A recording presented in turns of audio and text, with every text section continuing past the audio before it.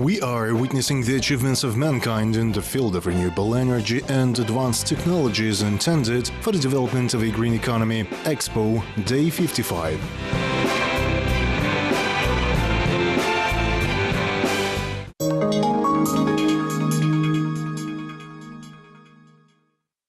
Georgia is a country that actively develops tourism. Everyone has heard about tourist cities. The state, with a population of 3.7 million citizens, last year welcomed more than 6 million tourists. The local policy is very flexible and loyal. For example, the sector of green energy projects from this sphere are exempted from VAT. There's no price regulation for private HPPs. Thus, almost 150 green stations operate in Georgia, which generate more than 5,000 megawatts.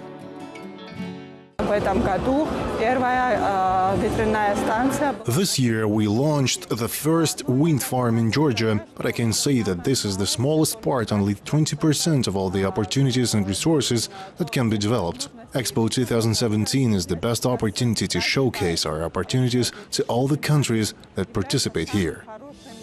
Almost 80% of all consumed energy is generated by large hydroelectric power stations. Therefore, the main exhibit in the Pavilion of Georgia is Turbine. It symbolizes continuous movement and power. Each guest can feel like a magician and create energy vortexes. Pavilion of Georgia at the Expo presents not only this type of renewable source, but also presents handicrafts of the national craft, which symbolizes the untapped sources of life and the centuries-old culture of the country.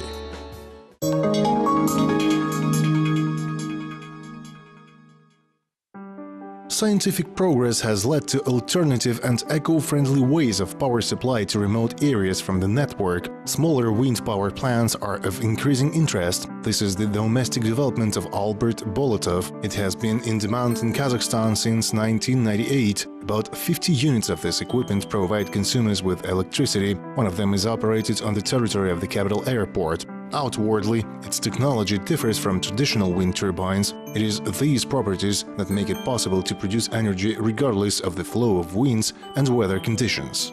The power here is different. As you can see, the countryside is represented here. There, the technology can produce more than 5 kilowatts of energy. The plant will need more power, so the technology is able to generate up to 1,000 kilowatts. It all depends on how much energy the buildings consume. Another advantage is the location of the generator, electrical circuit and batteries at ground level. This allows for timely, easy and inexpensive maintenance of the plant. The technology works silently, so you can install it near organizations and residential buildings. The wind power part of the development takes the wind from either side, so it does not require a turn of the station when the direction of the wind changes. Special design allows you to work with the winds of any power, including storm.